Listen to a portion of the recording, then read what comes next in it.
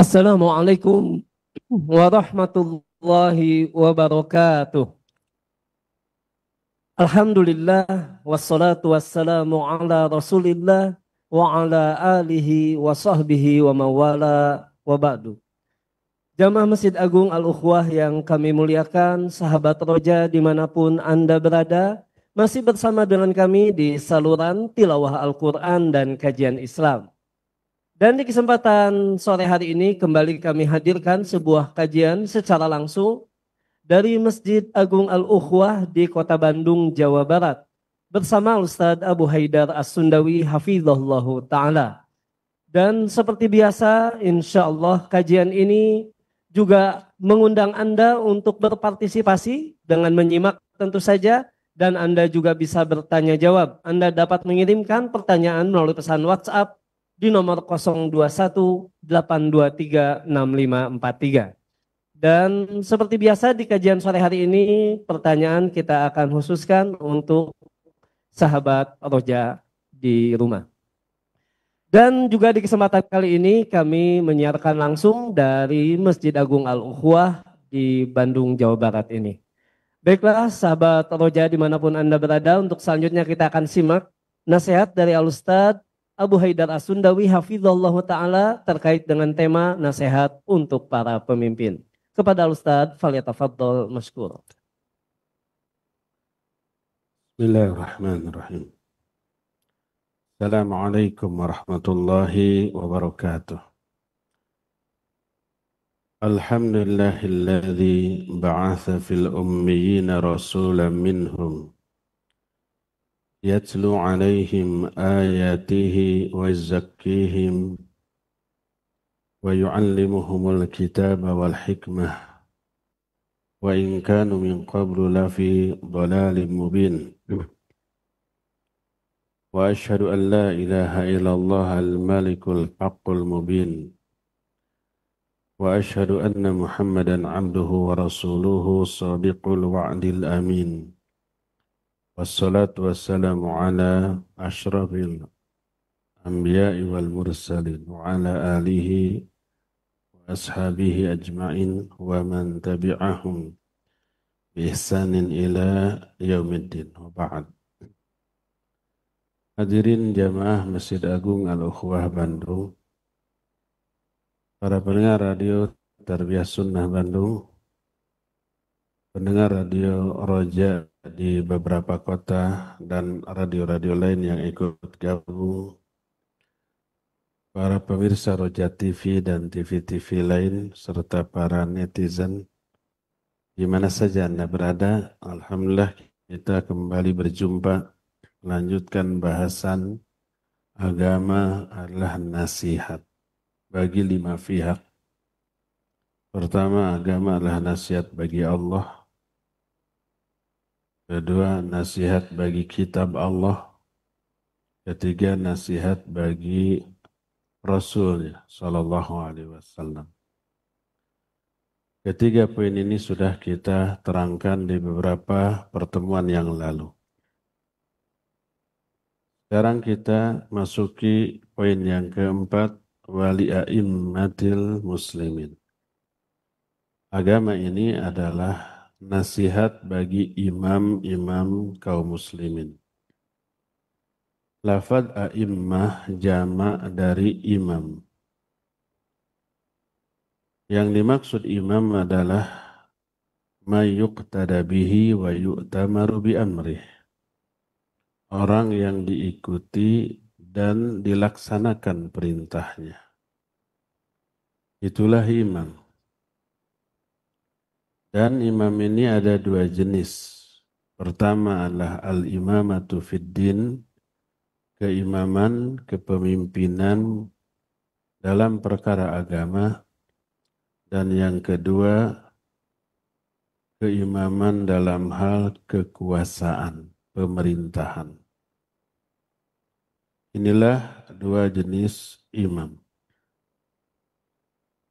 Kemudian kedua-duanya adalah ulil amri yang Allah sebutkan dalam Al-Quran Ya ayyuhalladzina amanu atiullaha wa atiur rasul wa ulil amri minkum.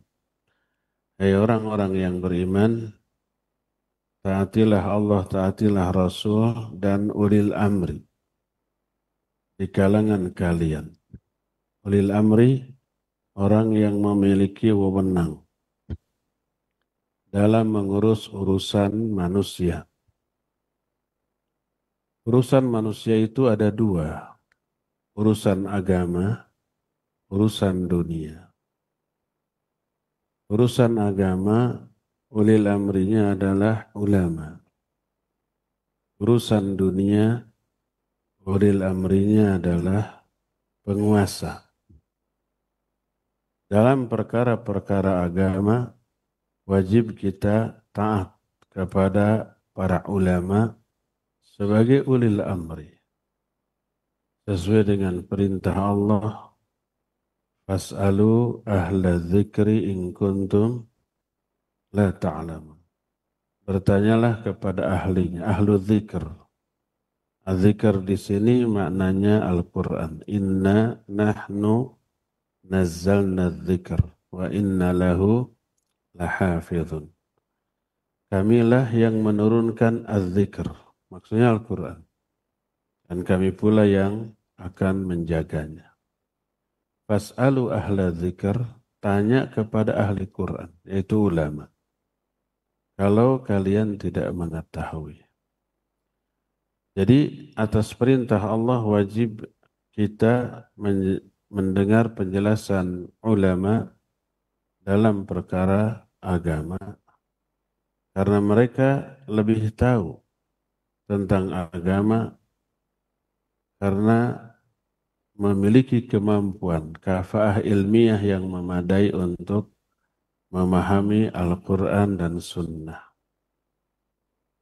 Adapun kita tidak memiliki kemampuan untuk memahami Quran Sunnah. Umumnya orang tidak faham bahasa Arab, tidak menguasai ilmu alat. Nahu sharaf, tidak bisa tajwid makhraj juga. Masih tersandung-sandung ketika baca Al-Quran, apalagi ilmu sastra Arab, ilmu balaghah, badi' bayan, ma'ani, nggak faham.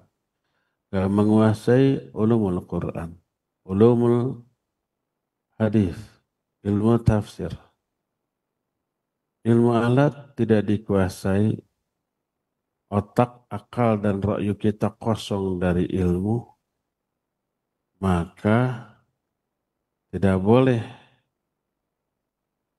ra'yu yang kosong dari ilmu itu dipakai sebagai alat untuk memahami Al-Quran. Ra'yu bukan alatnya. Ra'yu bukan alat untuk memahami segala sesuatu. Yang menjadi alat itu ilmunya. Ra'yu itu wadah dari ilmu itu. Kalau kita ingin mengetahui masalah kesehatan, masalah anatomi tubuh manusia, penyakit dan obatnya, kita punya akal, punya ra'yu. Tanpa memahami ilmu kedokteran, ilmu kesehatan bisa? Tidak. Jadi akal, ra'yu bukan alat untuk memahami sesuatu. Alatnya itu ilmu kedokteran, ilmu kesehatan. Isikan ilmu itu ke dalam akal kita, baru nanti bisa memahami. Demikian juga permesinan. Kita punya akal, kita punya ra'yu. Tapi nggak paham tentang ilmu permesinan. Lalu motor kita, mobil kita rusak. Bisa nggak diperbaiki dengan akal dan ra'yu kita yang kosong dari ilmu permesinan? Enggak. Dipaksa membongkar, hanya lihat YouTube, bisa bongkarnya. Tapi nggak bisa masangnya lagi. Hancur itu motor, itu mobil. Terus kepada siapa? Ke montir. Apa montir memahami, membongkar itu dengan ro'yunya? Bukan, tapi dengan ilmu yang ada pada ro'yu dia, pada akal dia. Itu dalam urusan dunia. apalagi dalam perkara agama. Maka ra'yu tidak boleh dipakai sebagai alat memahami Quran, memahami sunnah, ada ancaman.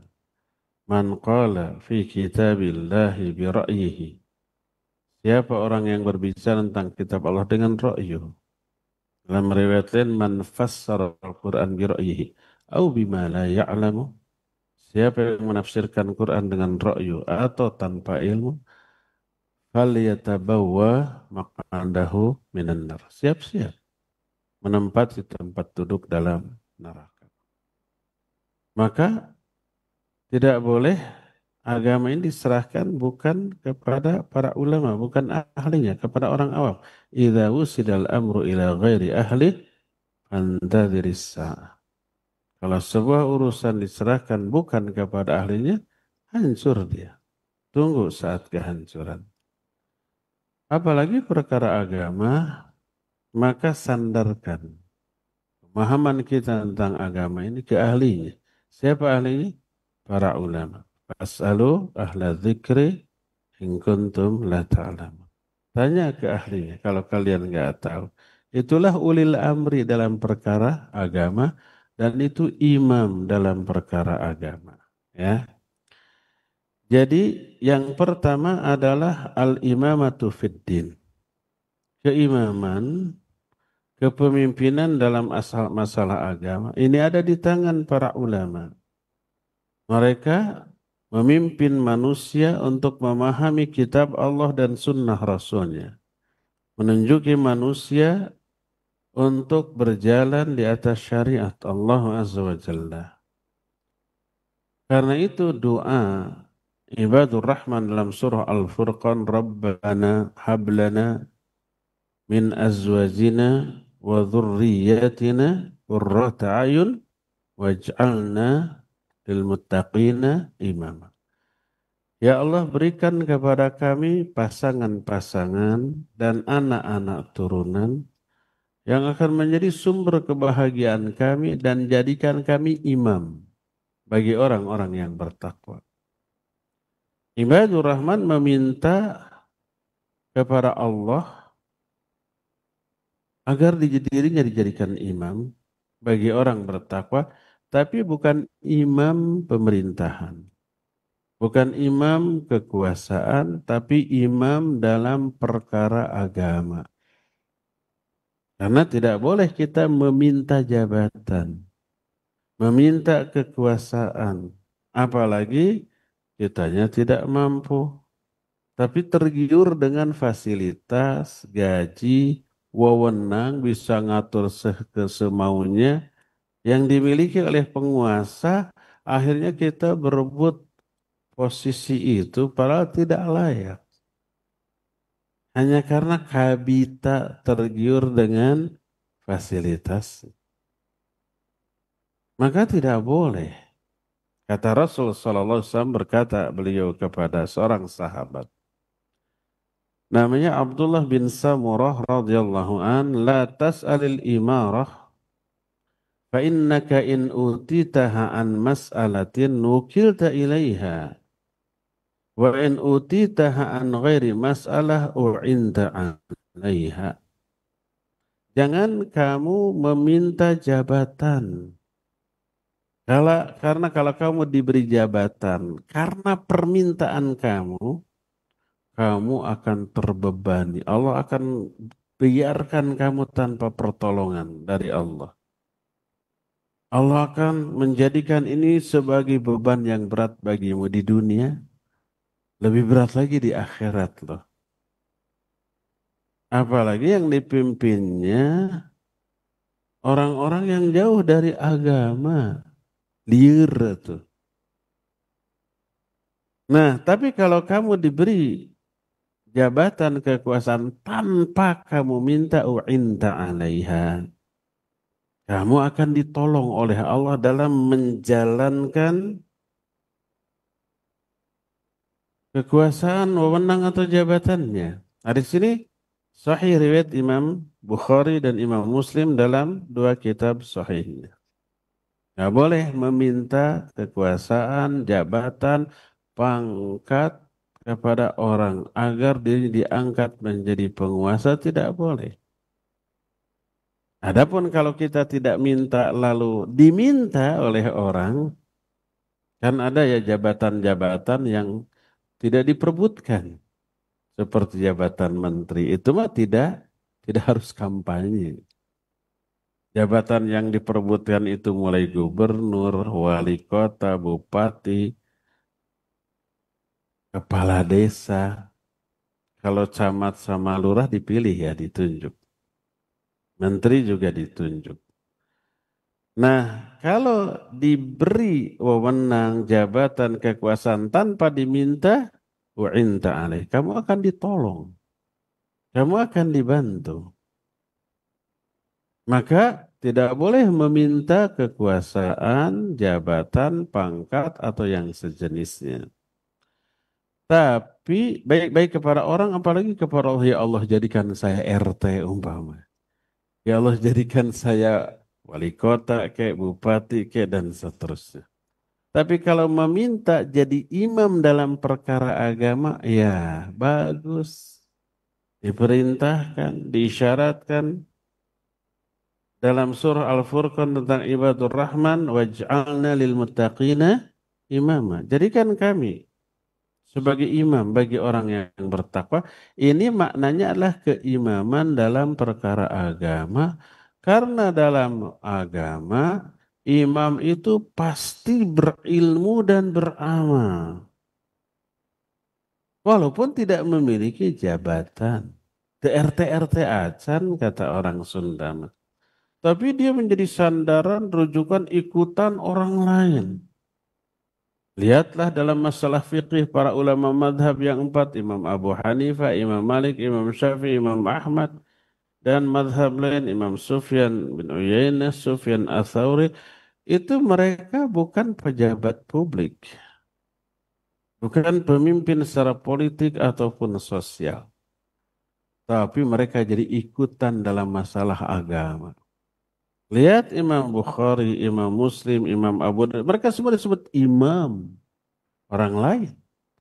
Bukan menamakan diri saya imam, bukan. Orang lain yang imam, karena realitanya begitu, mereka imam. Mereka itu yang dijadikan ikutan dalam perkara tersebut. Imam Bukhari, imam di bidang hadis. Imam madhab yang empat ya imam di bidang hadis, imam di bidang fiqih juga. Maksudnya imam menjadi ikutan rujukan orang-orang setelahnya. Allah berfirman dalam Al-Quran surah As-Sajdah ayat 24, وَجَعَلْنَا مِنْهُمْ أَئِمَّةً يَهْدُونَ بِأَمْرِنَا لَمَّا صَبَرُوا وَكَانُوا بِآيَاتِنَا يُقِنُونَ. Dan kami telah menjadikan di kalangan manusia imam-imam. Apa yang dilakukan imam-imam ini? Yahduna bi amrina. Mereka memberi petunjuk dengan agama kami. Dengan petunjuk dari kami. Dengan Quran dan Sunnah. Menunjukkan mereka punya ilmu tentang Quran Sunnah. Kenapa mereka layak dijadikan imam? Lamma sobaru. Karena pertama kesabaran mereka. Sabar dalam hal apa? Imam Ibnu Qayyim dalam kitab Zadul Ma'ad fi Hadi Khairil Ibad menjelaskan sabar ketika belajar, sabar ketika mengamalkan ilmu, sabar ketika mengajarkan atau mendakwahkan ilmu, dan sabar ketika menerima resiko dari mendakwahkan ilmu, dicela, dicaci, dimaki, bahkan ada yang dibunuh juga. Tapi mereka tidak takut. Wala yakhafuna laumata laim.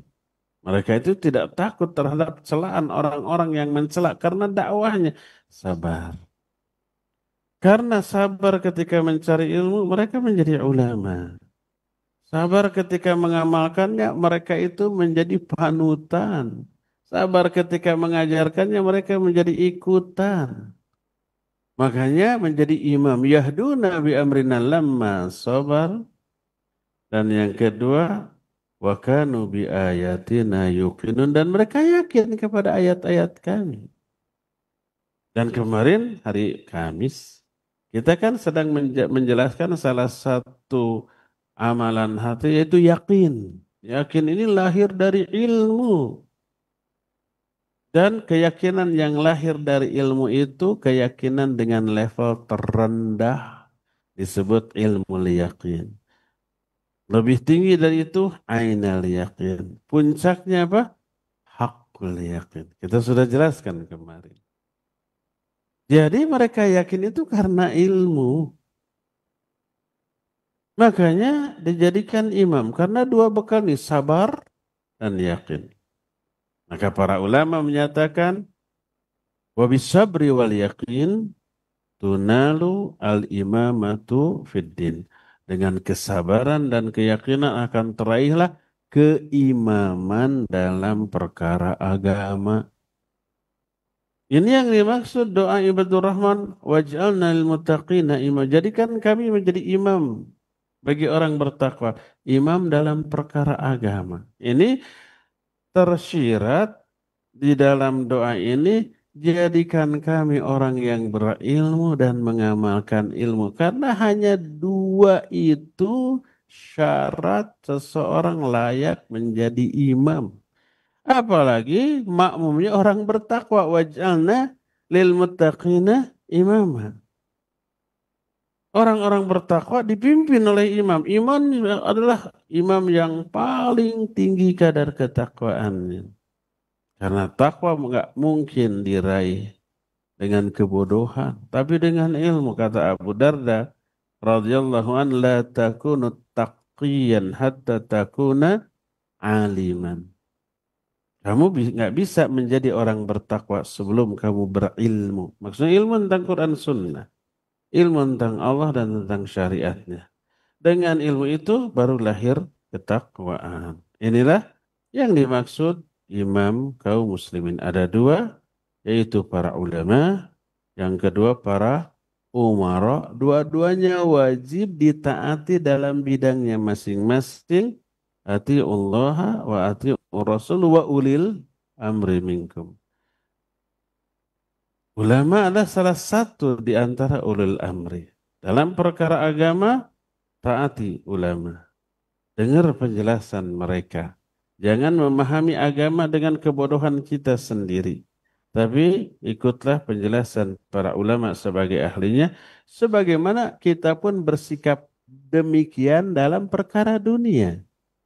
Kita sakit. Kita tidak mengobati sendiri. Kita punya ro'yu, punya akal, punya pikiran. Ah, obati sendiri. Enggak. Datang ke dokter. Dokter ahlinya. Barang elektronika kita rusak. Kita tidak bongkar sendiri. Tapi ke montirnya, ke bengkelnya. Motor mobil kita rusak. HP kita rusak.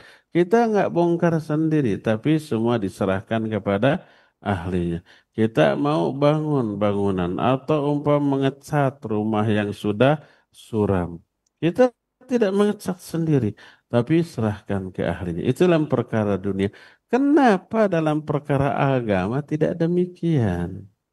Mencoba memahami sendiri dengan akalnya, lalu lahir sebuah semboyan beragama dengan akal sehat.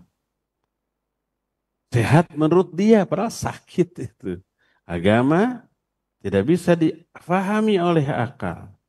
Kata Ali bin Abi Thalib radhiyallahu an, "Lau anna hada dinu 'ala ar-ra'yi lakana asfalul hub aula bil masi min a'lahu." Seandainya agama ini berdasarkan akal, niscaya bagian bawah sepatu lebih layak untuk diusap daripada bagian atasnya. Karena yang bawah pasti yang paling kotor, nginjak macam-macam. Yang atas nama enggak. Tapi kenapa yang diusap bagian atas?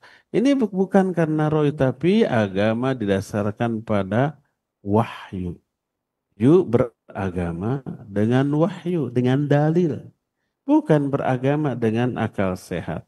Beragama dengan akal sehat artinya beragama berdasarkan dalil Quran Sunnah Sebab agama Allah yang menetapkan, bukan produk akal manusia. Bukan hasil olah rasa, olah pikir manusia. Bukan hasil budidaya manusia. Agama bukan budaya. Tapi agama adalah wahyu. Ya. Adapun agama ini nasihat bagi imam-imam kaum muslimin. Apa maknanya? Tadi sudah dijelaskan imam itu ada dua. Imam dalam perkara agama, yaitu siapa? Ulama. Imam dalam perkara dunia, yaitu siapa? Penguasa pemerintah. Kita akan mulai dari imam dalam masalah agama. Berkata para ulama, di antara dikatakan oleh Syekh Al-Utsaimin rahimahullah ketika menjelaskan masalah ini, kata beliau, wan nusuli a'immatil muslimin ay imamatid din wal ilm huwa annal insan yahrisu ala talaqqi ma indahu minal ilm fa innahum al-wasitah bainar rasul alaihi salatu wassalam wa baina ummatihi fa yahrisu ala talaqqil ilmi anhum bi kulli wasilah. Nasihat bagi imam kaum muslimin, maksudnya imam dalam perkara agama, maksudnya para ulama. Agama ini nasihat bagi para ulama. Apa maknanya? Nasihat jangan difahami menurut bahasa kita, bahasa Indonesia. Arti nasihat bahasa kita kan terbatas hanya sekedar wejangannya, papatah gitu. Bukan itu, dalam bahasa Arab sudah kita terangkan, nasihat itu adalah melakukan kebaikan dan perkara yang dicintai oleh pihak yang diberi nasihat. Nasihat kepada Allah ya taat, tunduk, dan patuh, mentauhidkan Allah, ikhlas kepada Allah, tawakal kepada Allah. Itu nasihat kepada Allah. Nasihat kepada Al-Quran sudah kita terangkan 7 sikap. Meyakini kebenarannya. Al-Quran ini wahyu Allah, bukan buatan orang yang namanya Muhammad Sallallahu Alaihi Wasallam. Kedua membacanya, ketiga memahaminya, keempat menghafalkannya, kelima mengamalkannya, keenam mengajarkan atau mendakwahkannya, ketujuh membelanya bila ada yang merendahkan atau akan merubah. Itu nasihat kepada kitab Allah. Nasihat kepada Rasul Sallallahu Alaihi Wasallam sudah kita terangkan di Jumat yang kemarin. Nah, bagaimana nasihat kepada para ulama? Pertama, kita harus bersungguh-sungguh mengambil ilmu dari para ulama. Karena mereka ahlinya. Kalau kita ingin menjadi dokter, kita belajar di fakultas kedokteran. Nggak bisa asal baca jurnal, autodidak, baca buku-buku tentang kesehatan, praktek sendiri. Setelah beres, buka plang. Dokter Fulan. Boleh? Nggak boleh. Bisa ditangkap? Itu kriminal. Ilegal. Bisa ditangkap di penjara tuh orang. Tanpa lisensi dari yang berwenang dari pemerintah. Kalau ingin jadi dokter, belajar dulu. Di fakultas kedokteran di sana diajar oleh ahlinya. Oleh para dokter spesialis, doktor, malah profesor. Mereka tidak sekedar menguasai ilmu teori, juga prakteknya. 4 tahun praktek, 4 tahun teori kedokteran, 2 tahun praktek ya. Yang disebut dengan apa? Koasisten. Prakteknya bukan di kampus. Langsung di rumah sakit. Langsung berhadapan dengan pasien. Yang paling kasihan pasien dijadikan objek praktek pengobatan orang-orang yang koas. Nah, tapi itu memang harus dialami oleh calon-calon dokter. Tapi di bawah bimbingan pengawasan dokter senior yang sudah ahli. 2 tahun di setiap bidang, mulai bidang ini, bidang itu, bidang yang lain. Semua bagian organ tubuh manusia ada bidangnya mereka praktek.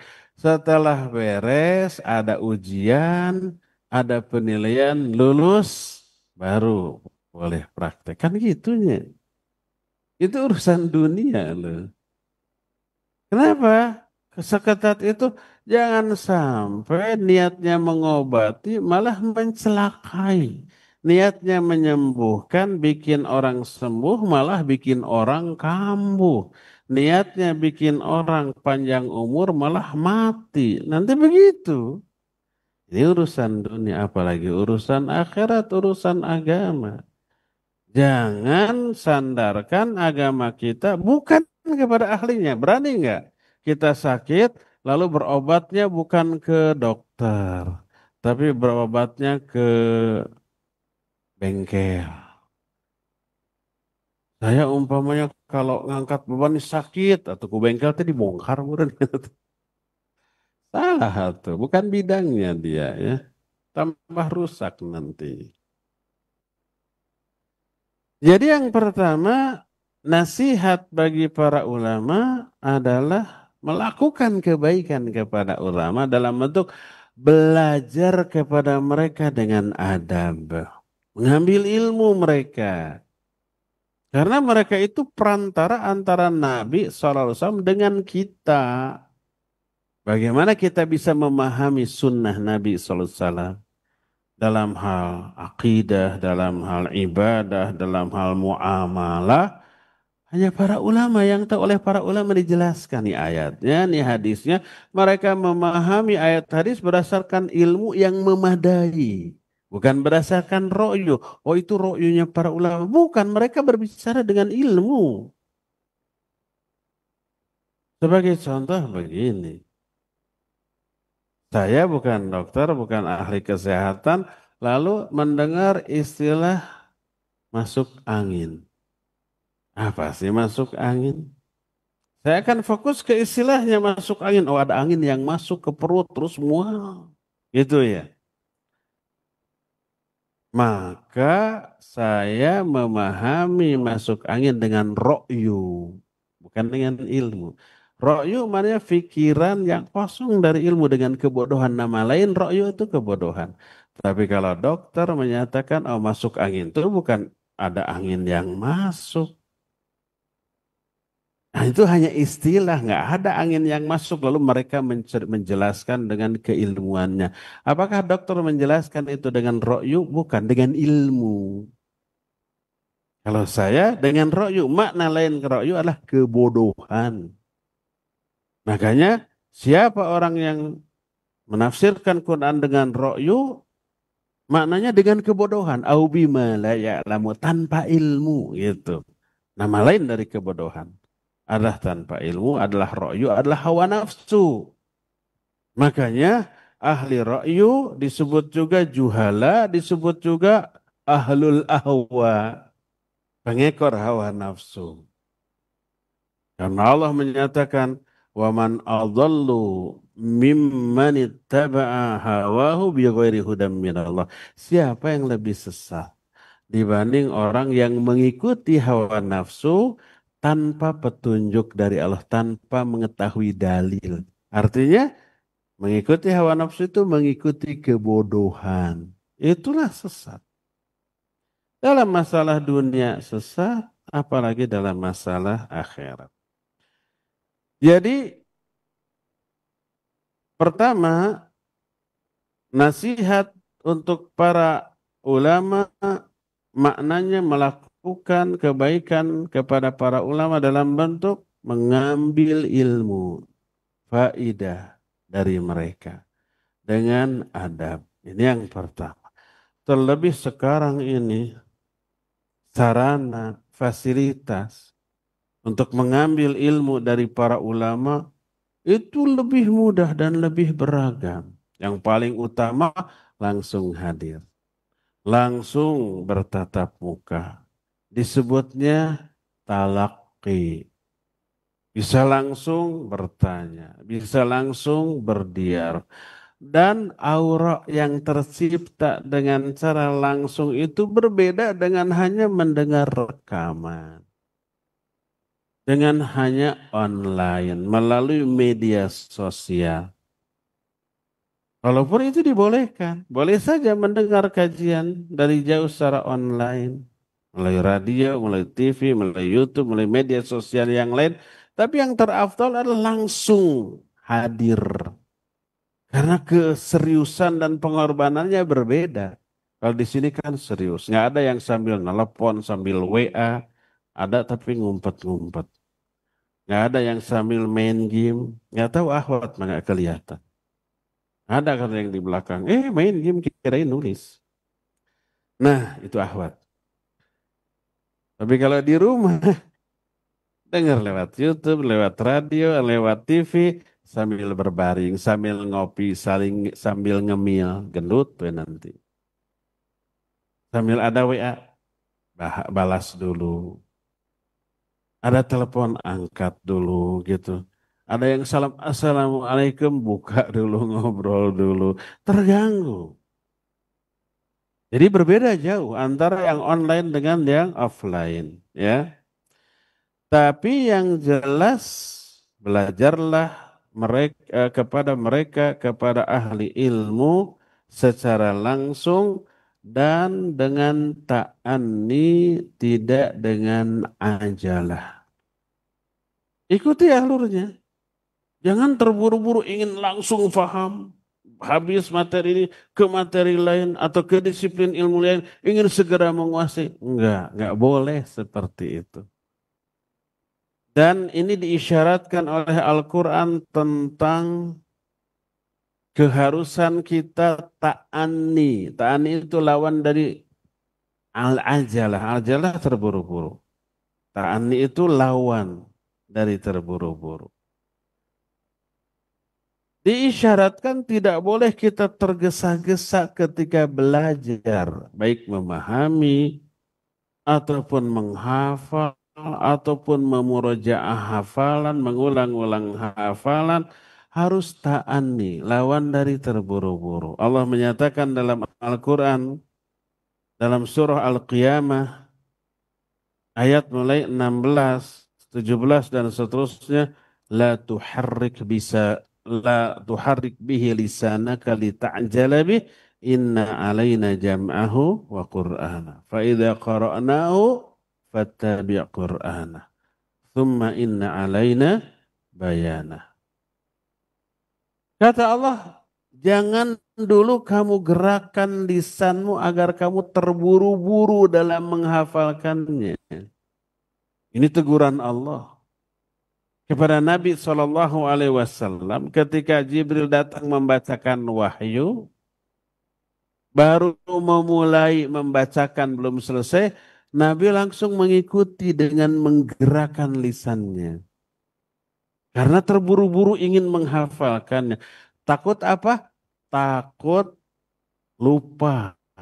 Karena kalau kita mendengar satu kalimat sampai akhir, lalu kita disuruh mengulang, mungkin kalimat awal lupa. Kalimat akhirnya mungkin ingat, tapi kata-kata di awal lupa. Suka gitu kan?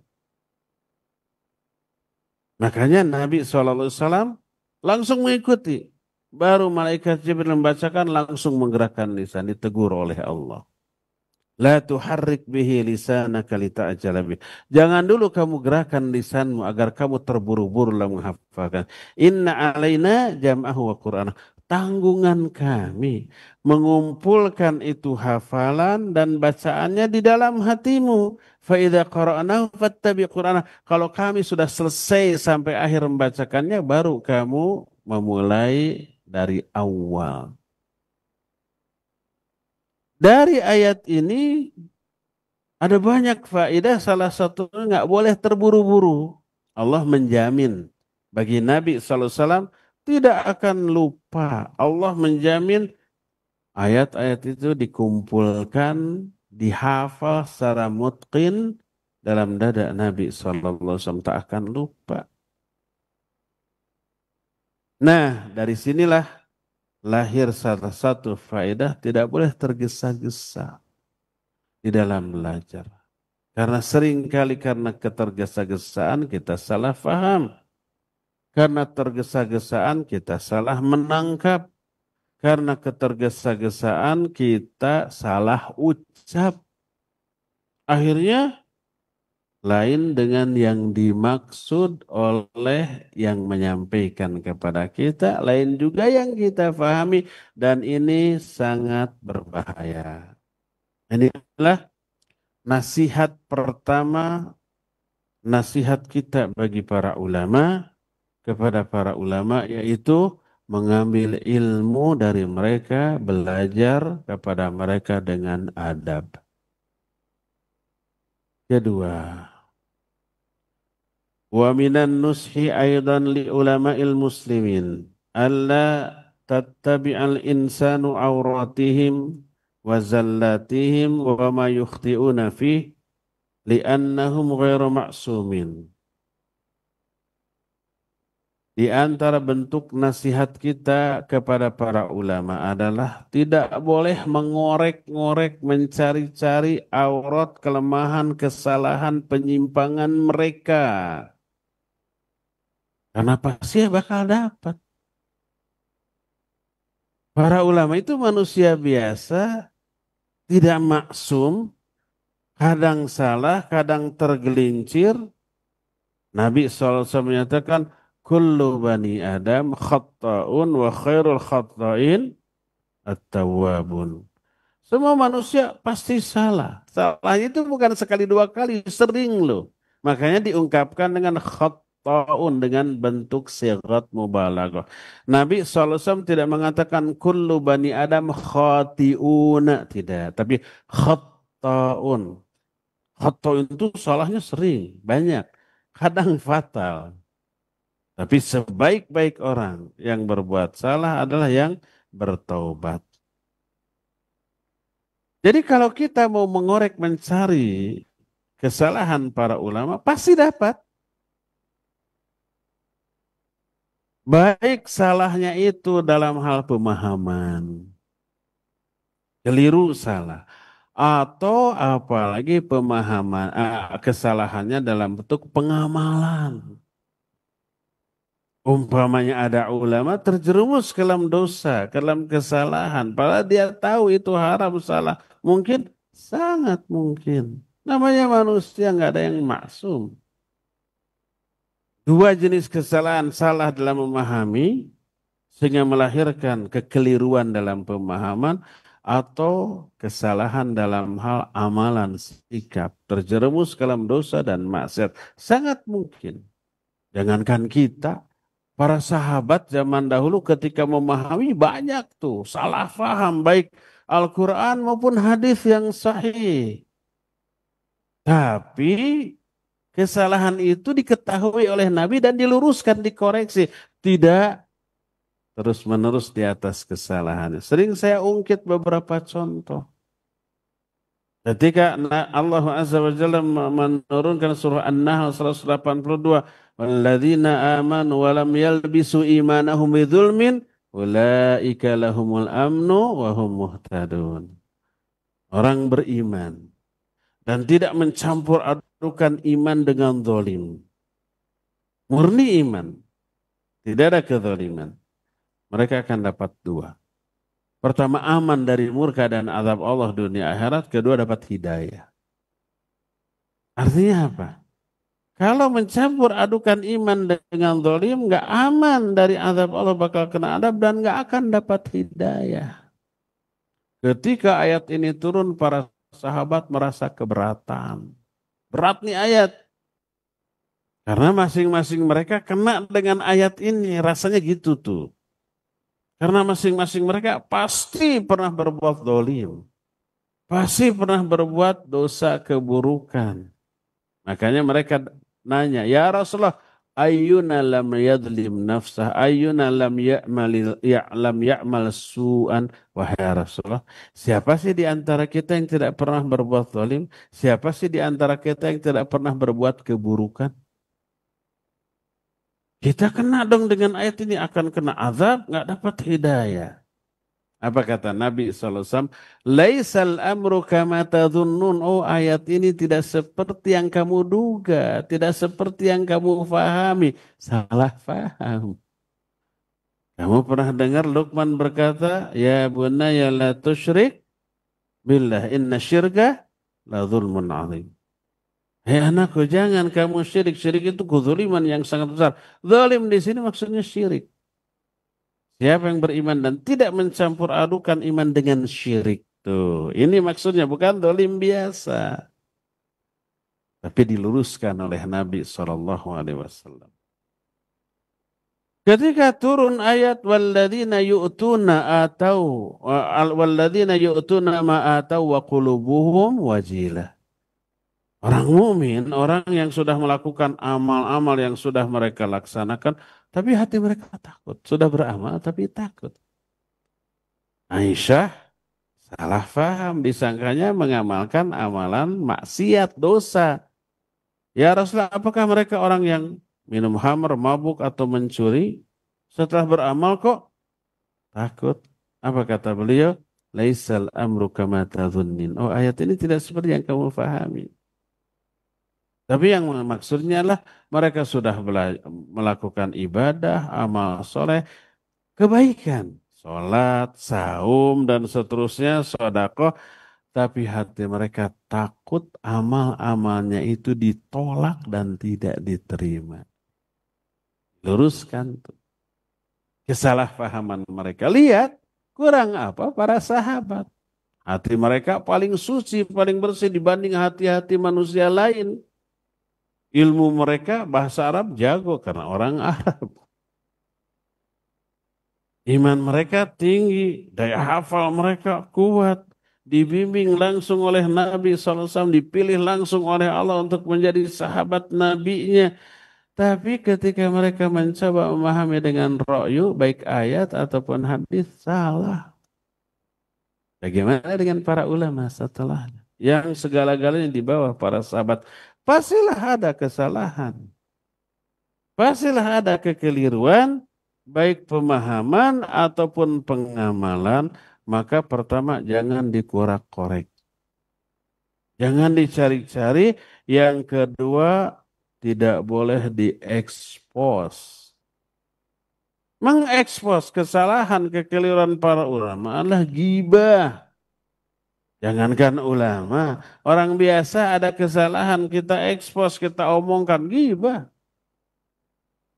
Tidak boleh mana.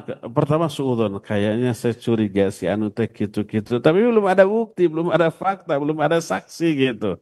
Akhirnya dicari, dapat. Setelah dapat, diomongin ghibah. Pertama suudon, kedua tajassus, ketiga ghibah. Allah tiga-tiganya dirangkaikan, dilarang. Ijtanibu katsira minadh-dhanni inna ba'dadh-dhanni itsam wala tajassasu wala yaghtab ba'dukum ba'dha. Jauhi oleh kalian kebanyakan suudzon. Suudzon itu dosa. Jangan tajasus, jangan mencari-cari, mengorek-orek kesalahan. Jangan sebagian kalian menggibahi sebagian yang lain. Jadi pertama suudzon, si Atnu kayaknya melakukan kesalahan, picurigaan. Lalu tajasus, kita cari apa kesalahan. Tajasus tuh. Dapat benar ternyata kesalahannya. Lalu diekspos, diomongin, gibah. Tiga-tiganya terlarang. Ini orang biasa. Ayuhibbu ahadukum ayyakula lahma akhihi maitan fakarihtumu. Suka enggak kalau salah seorang di antara kamu memakan daging bangkai saudara yang sudah mati? Saudara kita sudah mati dibiarkan seminggu, setelah bau busuk baru dimakan. Kanibal. Jijik ya. Sejijik itu gibah. Sama dengan memakan daging bangkai saudara kita yang sudah mati. Itu ke orang biasa. Apalagi kepada para ulama.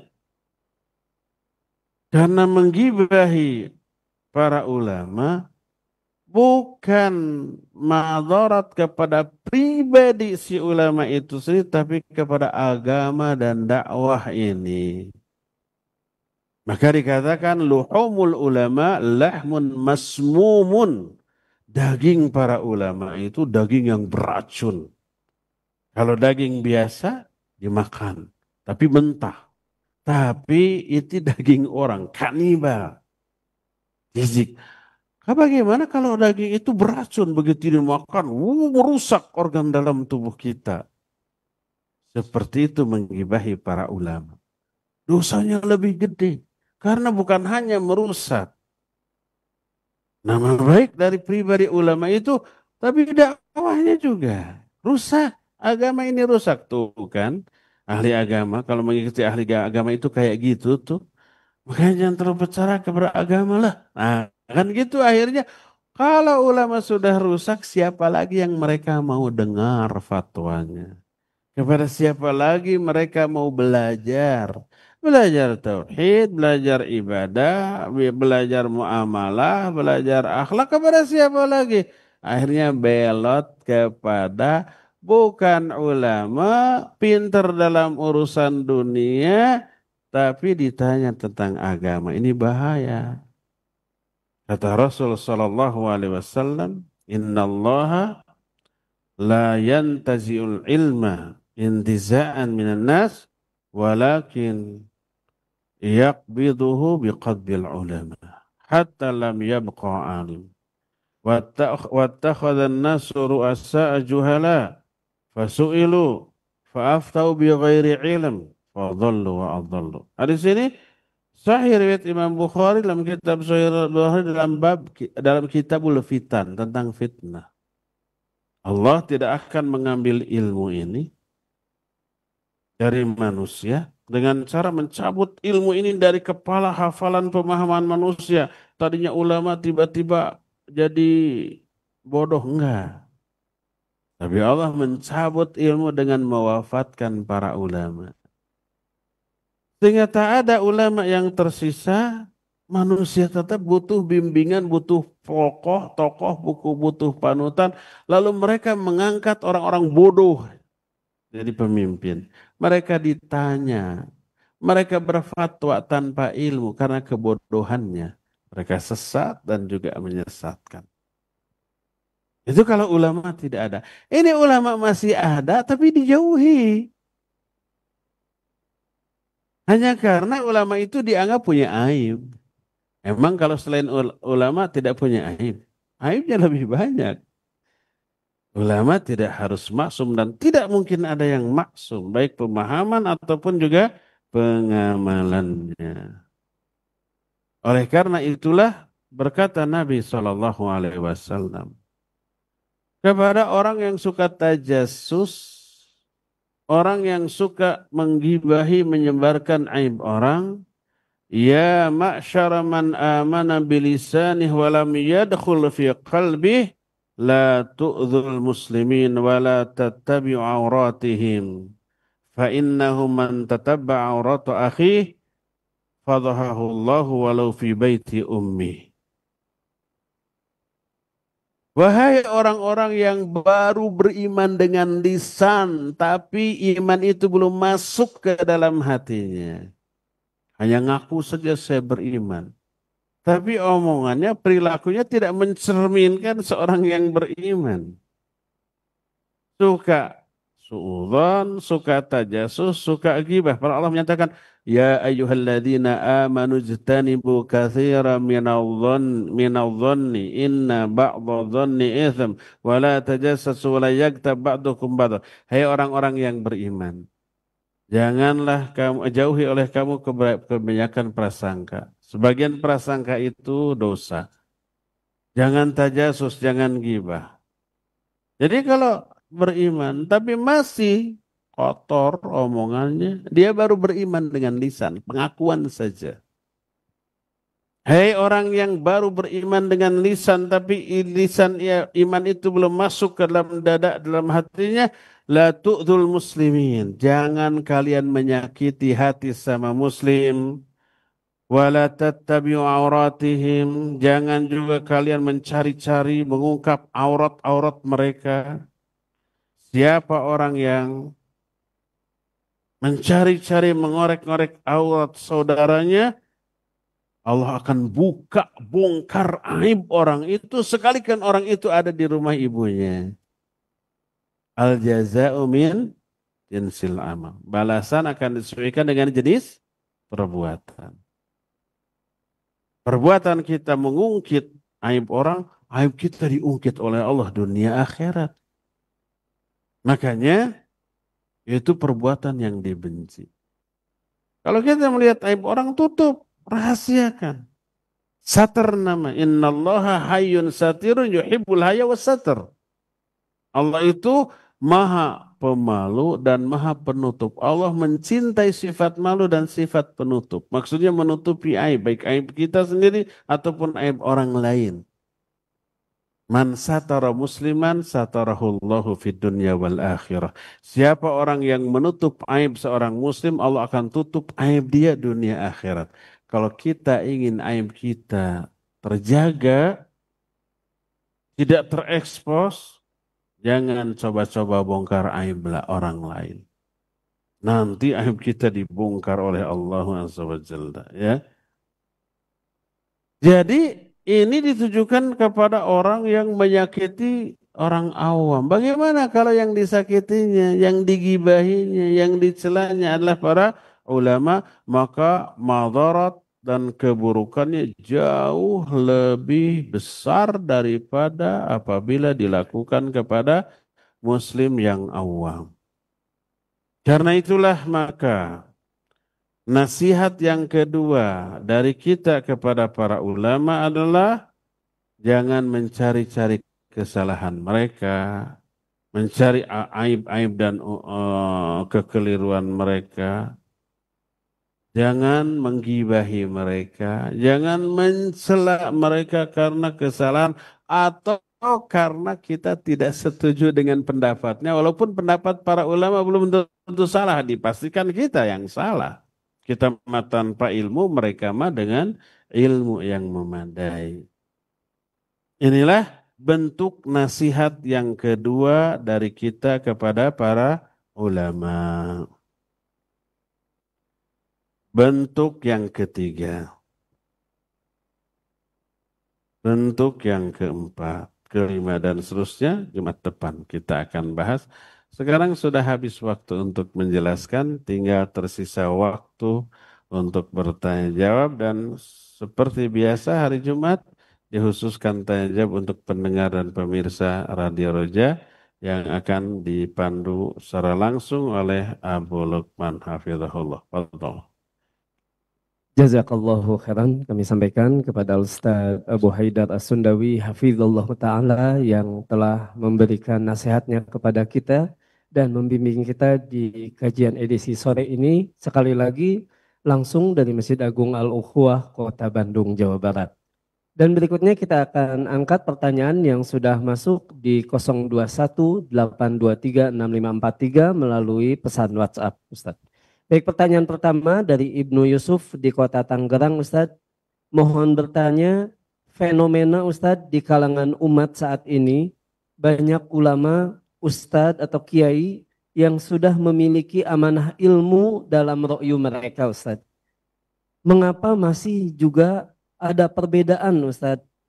Contohnya dalam tradisi kegiatan seperti tahlilan setelah kematian, padahal sudah banyak hadis maupun asar yang mengkategorikan kegiatan tersebut sebagai bid'ah mungkaroh. Mohon penjelasannya Ustadz. Syukran. Tafadhol Ustadz. Baik, barakallahu fiik. Lebih tepat pertanyaannya, apakah setiap orang yang berilmu pasti lurus, pasti memperoleh hidayah? Ulama ikhtilaf. Dan ikhtilaf ini diungkap secara lebih detail oleh para ulama. Di antaranya Imam Ibnu Qayyim dalam kitab Miftahud Daris Sa'adah. Dalam bab bahwa ilmu melahirkan hidayah. Lalu timbul penjelasan dari beliau, para ulama ikhtilaf, apakah orang yang berilmu pasti dapat hidayah? Ada yang menyatakan ya, ada yang menyatakan tidak selalu. Dan dalil Quran Sunnah dan realita yang ada menyatakan ada orang berilmu tapi sengaja menentang isi ilmunya. Padahal tahu itu salah, itu keliru. Dan dia siap menerima azab. Ada beberapa contoh. Pertama, si iblis laknatullahi alaih, dia iman nggak kepada Allah? Pasti iman. Dialog langsung dengan Allah, tanya jawab. Dia tahu nggak konsekuensinya kalau nggak mau sujud ke Adam, Allah murka? Tahu. Tahu nggak dia terancam kekal dalam neraka? Tahu. Itu sudah berilmu, tapi dia siap menerima risiko dan konsekuensinya. Apa penyebabnya? Takabur dan hasad kepada Adam. Allah menyatakan, wa idh qulna lil malaikati isjudu li Adam fasajadu illa iblis aba wastakbara wa kana minal kafirin. Ingat ketika kami berkata kepada para malaikat, sujud kalian ke Adam. Semua sujud kecuali iblis. Malaikat sujud, iblis tidak. Aba, dia enggak mau, enggan. Wastakbar dan takabur, ini penyebabnya. Ketika ditanya, ma manaka alla tasjuda id amartuk, apa yang menghalangimu untuk sujud? Ma manaka antas tasjuda id amartuka. Ketika aku perintahkan. Apa dia bilang? Lihat ketakaburannya. Ana khairu minhu khalaqtani min nar wa khalaqtahu min tin. Karena aku lebih baik dari Adam. Kau ciptakan aku dari api. Kau ciptakan dia dari tanah. Aku lebih baik. Takabur. Penyebabnya takabur. Padahal dia tahu. Ini sudah berilmu. Sengaja ilmunya dilanggar dan tahu konsekuensinya. Itu yang pertama. Contoh kedua. Si Fir'aun. Si Fir'aun itu yakin dakwah Nabi Musa itu benar. Terbukti real nyata. Bagaimana tidak? Pernah diazab di dunia beberapa kali. Kalau tidak mau beriman diazab. Pertama, semua air di negeri Fir'aun saya itu jadi darah. Bayangkan. Bagaimana bisa minum, masak, mandi kalau semua jadi darah ya? Jari cipen kata orang Sunda. Sampai mereka meminta ya Musa, minta kepada Allah agar Allah mencabut musibah ini kami akan beriman. Yakin. Nabi Musa benar, Allah itu ada berkuasa. Dicabut. Ingkar lagi. Turun lagi azab berupa di mana-mana ada bangkong. Naon bangkong telah. Yang suka ngacolok gitu. Apa? Katak. Di mana-mana ada katak. Jadi pandai wae. Apalagi para wanita. Pada menjerit lihat bangkong. Jadi siksaan lagi. Minta lagi kepada Musa agar dicabut. Itu menunjukkan yakin Musa benar. Allah itu ada dan kuasa. Makanya Allah menyatakan tentang si Fir'aun dan bala tentaranya. Wajahadu biha wastaiqanatha anfusuhum zulman wa uluwa. Mereka itu menentang dakwah Musa, padahal hati mereka meyakini kebenarannya. Ini kata Allah yang tahu hati si Fir'aun dan bala tentaranya. Wastaiqanat sa'anfusum, hati-hati mereka meyakini kebenaran dakwah Musa. Kenapa?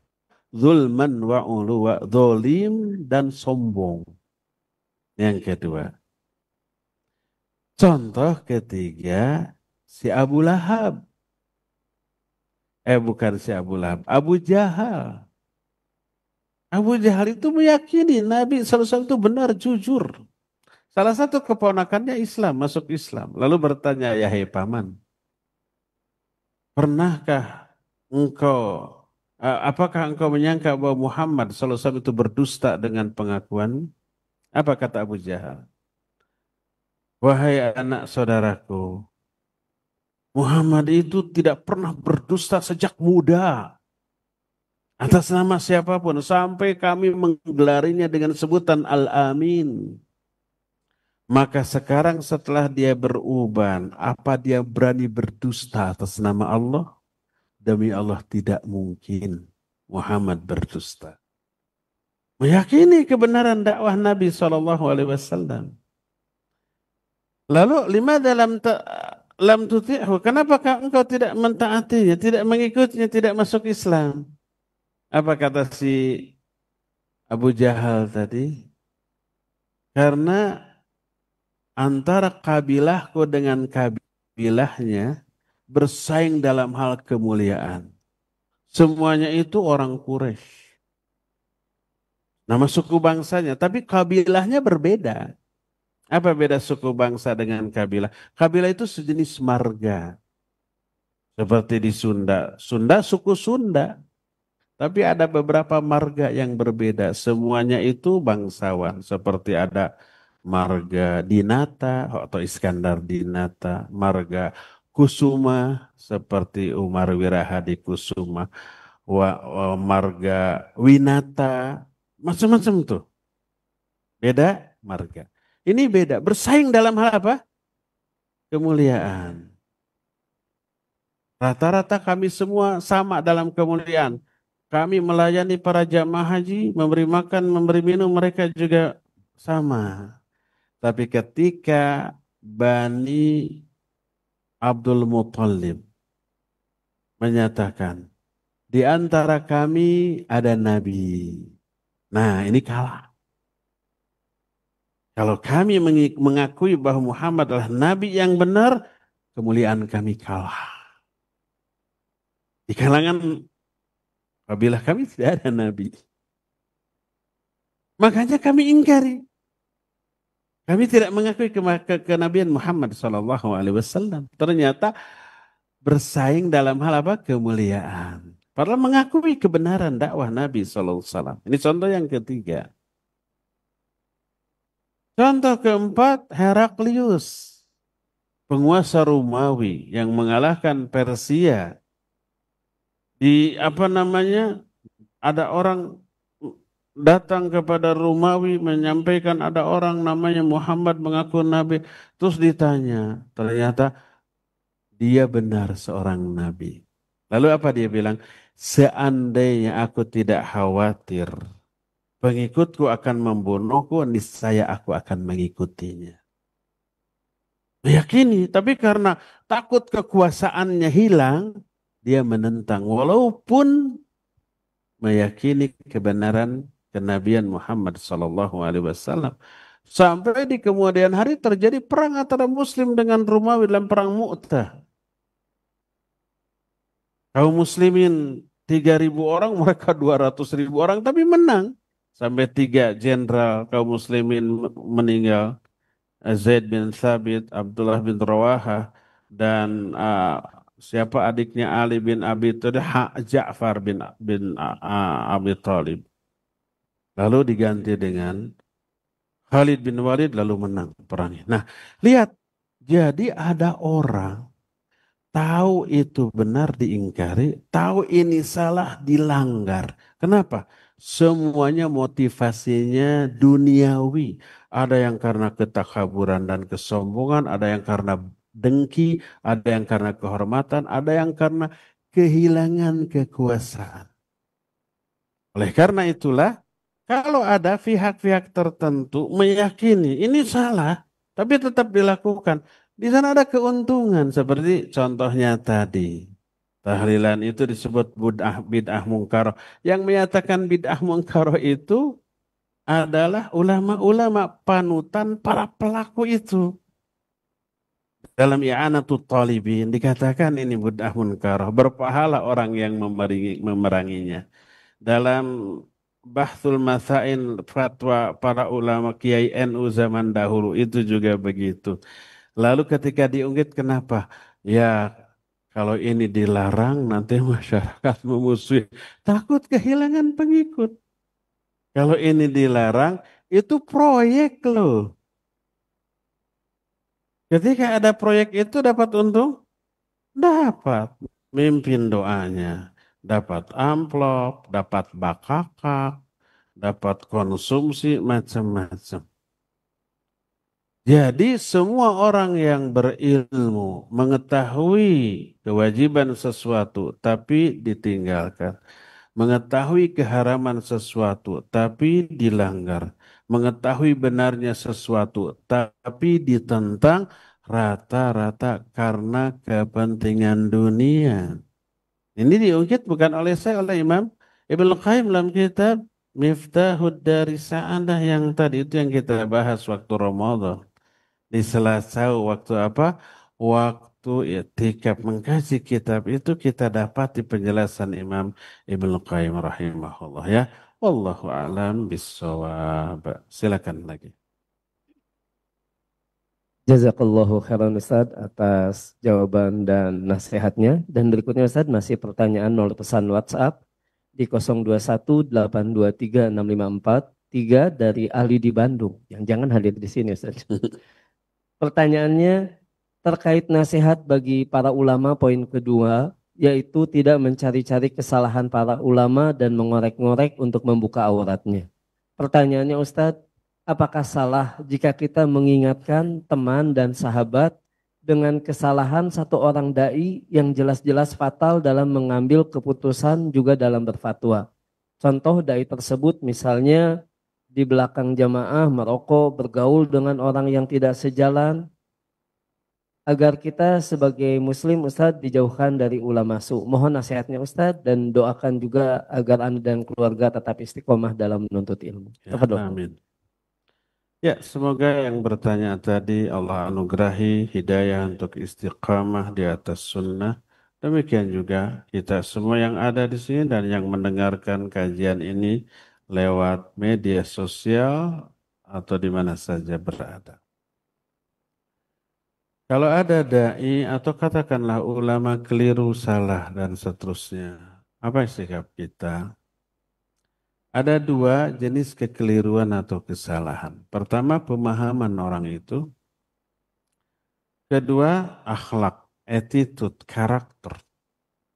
Seperti tadi merokok atau bahkan mabuk atau bahkan bentuk-bentuk maksiat lainnya. Ya, kalau kesalahan orang itu adalah salah dalam pemahamannya, fokus, koreksi, luruskan pemahamannya tanpa menyebut orang. Baik orangnya, kelompoknya, organisasinya, wadahnya, enggak. Itu termasuk kode etik di dalam berdakwah, tidak boleh menyebut nama orang. Jamaah di sini atau di mana saja, pernah enggak mendengar saya menyebut nama orang dalam konteks mencela, menghina, atau menggibahi di dalam dakwah? Wallahi enggak pernah. Kalau ada bukti, ingatkan saya akan tobat. Kita hanya fokus kepada pemahaman-pemahaman yang keliru. Umpama Mu'tazilah, itu bukan nama orang. Tapi itu sebutan oleh para ulama kepada orang-orang yang takdimul akal anin naql. Lebih mendahulukan akal daripada wahyu. Ya, pemahamannya keliru begini-begini, salah begini berdasarkan ayat Quran, hadis, penjelasan sahabat, penjelasan para ulama. Tanpa menyebut contohnya seperti si fulan, enggak boleh. Itu tidak etis ya. Itu yang pertama. Cuma sering ada orang yang mengadu domba. Kita nggak nyebut orang, kita hanya fokus membahas amalan. Ini dibenturkan dengan ustadz lain yang pemahamannya kayak gitu. Seolah-olah kita langsung mengkritik ustadz lain itu kan gitunya. Ini nggak beradab ini. Siapapun orangnya, walaupun dari kalangan ikhwan-ikhwan ahlus sunnah yang ngaji ke kita, terus membongkar aib orang dengan menyebut namanya. Enggak etis itu. Enggak boleh. Apa akibatnya? Akibatnya melebar fitnah, dibenturkan dengan ustadz-ustadz kita, dibongkar juga ustadz-ustadz kita ini. Hanya karena pancingan si fulan ini. Enggak boleh seperti itu ya. Jadi fokuslah meluruskan, mengoreksi, membantah pemahaman yang keliru secara ilmiah dan adab. Dengan hikmah. Nggak boleh ada celaan, nggak boleh ada hinaan, nggak boleh memberikan lakob-lakob yang buruk, Apalagi vonis dasar si calon ahli neraka. Oh nggak boleh sama sekali. Ini yang pertama ya. Kedua, kalau orang itu walaupun ahlus sunnah, tapi bermaksiat. Kita melihat maksiatnya. Haram bagi kita mengungkit maksiat orang tersebut. Mengungkitnya ghibah. Kalau ghibah ini ditujukan kepada orang yang berilmu, itu sama dengan memakan bangkai yang beracun tadi. Kita doakan ampunan bagi dia.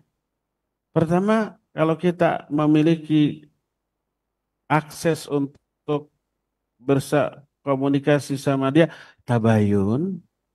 Kalau benar dia dosa maksiat, maka nasihati. Di belakang, jangan diekspos. Akibatnya akan timbul fitnah coba. Kalau ada umpamanya orang, ustadz merokok, diekspos. Fitnahnya luar biasa. Orang itu jadi diungkit semua keburukan-keburukan, dibenturkan sama selain. Kalau orangnya itu qanaah, tulus, ikhlas, dia akan, ya saya keliru, saya tobat, jangan ikuti saya. Yang bahaya kalau dia terhasut setan. Kamu nggak boleh jatuh sendiri. Ajak orang lain untuk jatuh. Akhirnya orang itu bisa menyebut nama-nama ustadz lain yang sama sekali tadinya tidak berkaitan. Akhirnya fitnahnya menyebar. Ingat, apapun motifnya itu masuk ghibah yang tidak boleh diungkit. Kalau ada orang yang bermaksiat, tutup. Man satara musliman satarahullah fid dunya wal akhirah. Siapa yang menutup aib seorang muslim, maka Allah akan menutup aib dia di dunia dan akhirat. Tapi sebaliknya, siapa orang yang membuka aib seorang muslim, Allah akan buka aibnya dunia dan akhirat. Walaupun dia ngumpet-ngumpet. Kita wajib takut dengan hal itu, terutama takut azabnya di akhirat dan takut bangkrut kita. Pahala kita habis, dosa kita numpuk hanya karena apa? Mengungkit aib orang. Maka kalau berdakwah, hindari menyebut nama orang dalam konteks mencela, menyalahkan, menyudutkan. Hindari mengungkit dosa-dosa dan maksiat orang tersebut. Walaupun nyata-nyata berdosa dan maksiat, rahasiakan, tutup. Jangan sampai diekspos, jangan sampai dibongkar. Dan apabila ada orang yang pemahamannya salah, cukup kita membantah kesalahan pemahamannya secara ilmiah dengan adab. Itulah etika beramar ma'ruf nahi munkar. Wallahu a'lam. Terakhir ya, silakan. Jazakallahu khairan Ustadz atas penjelasannya, dan untuk berikutnya pertanyaan terakhir masih melalui pesan WhatsApp Ustadz dari Bapak Ahmad di Jakarta dan juga penanya lain Ustadz. Bagaimana kita menyikapi seseorang yang terbukti tidak memiliki kapasitas dan kapabilitas sebagai pemimpin termasuk dalam agama Ustadz, namun akhirnya terpilih sebagai pemimpin? Tafadhol Ustadz. Dalam agama, termasuk dalam agama. Barakallahu fiik. Pertama, kalau ada orang bodoh dianggap ulama, ya jangan dengar. Dan banyak yang seperti itu.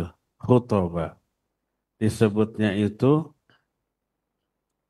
oleh Rasul sallallahu alaihi wa alihi wasallam dengan sebutan yang kita kurang sreg untuk mengucapkannya, ya takut ada pihak-pihak yang tersinggung. Kalau ada orang bodoh tapi diulamakan, ya sudah, jangan dengar saja. Itu pertama. Yang kedua, kalau ada orang yang nggak layak memimpin, tapi karena sistem terangkat menjadi pemimpin. Untuk level apapun. Ini ada yang begitu real atau hanya hayalan? Kalau anggap saja real, apa yang terjadi? Inilah azab. Bagi siapa? Bagi rakyat yang dipimpinnya.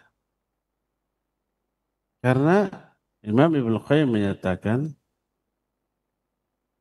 pemimpin itu cermin dari kondisi rakyatnya. Kenapa di zaman sahabat orang yang jadi pemimpin itu orang-orang selevel Abu Bakar, Umar, Utsman, Ali, orang-orang teradil sebagai seorang pemimpin. Karena hadiah anugerah dari Allah atas kesolehan rakyatnya. Rakyatnya saya itu soleh-soleh. Dianugerahi oleh Allah pemimpin yang adil, khulafaur rasyidin. Sejahtera mereka. Keadilan itu merata. Sampai ketika zaman Umar bin Khattab radhiyallahu anhu, kalau ada di pinggir jalan seekor keledai yang terprosok kepada lubang karena kelalaian Umar, niscaya Umar harus mempertanggungjawabkan di hadapan Allah pada hari kiamat nanti. Jalan bolong kemudian membuat si keledai terprosok. Merasa dosa tuh. Bayangkan kalau yang terprosoknya mobil, motor, gerobak. Dan itu banyak bolongnya bukan satu dua gitu ya. Lihat, ini yang pertama. Jadi kenapa mereka dianugerahi pemimpin yang bijaksana itu hadiah, anugerah dari Allah atas kesolehan rakyatnya. Ketika rakyatnya mulai menyimpang dari aturan Allah, Allah azab dengan cara apa? Diberi pemimpin yang akan menyengsarakan mereka. Ketika Ali bin Abi Thalib menjadi khalifah kan banyak kekacauan ya. Ada orang yang protes, ya Ali, ketika kami dipimpin oleh Abu Bakar, Umar, dan Utsman, adem ayem, nggak ada kekisruhan, peperangan yang terjadi. Tapi kenapa ketika engkau jadi pemimpin, keadaan seperti ini? Apa jawab Ali? Ali cerdas. Karena ketika yang memimpin orang-orang seperti Abu Bakar, Umar, dan Utsman, rakyat yang dipimpinnya seperti aku. Ketika aku jadi pemimpin, rakyat yang dipimpinnya seperti kamu. Jadi kalau umpamanya umat Islam masih jauh dari Islam, ngaku Islam melanggar syariat Allah. Mengadopsi keyakinan orang-orang kafir asal berasal dari barat dianggap modern, dianggap benar, dianggap bagus. Syiar Islam tidak nampak. Akidahnya campur aduk, berbau syirik, berbau kufur. Terus ibadah diabaikan, muamalah dilanggar, ada riba, ada tipu, ada gharar, akhlaknya bejat, aurat tidak tertutup. Rakyatnya mayoritas begitu. Apa mungkin Allah anugerahi pimpinan yang adil? Jangan mimpi. Oleh karena itulah untuk melahirkan pemimpin yang soleh, kembangkan dakwah, solehkan umat. Dan ini peran dakwah. Mensolehkan rakyat itu bukan peran para penguasa. Ada penguasa peran, tapi para ulama dakwahi semuanya. Sehingga soleh, dari kesolehan itu nanti Allah lahirkan pemimpin sebagai hadiah atas kesolehan rakyatnya. Jadi kalau rakyatnya itu masih jauh dari Islam, pastilah Allah akan memberikan pemimpin yang buruk yang akan menyengsarakan mereka sebagai azab bagi mereka, ya. Dan ini adalah kegagalan dalam hal dakwah.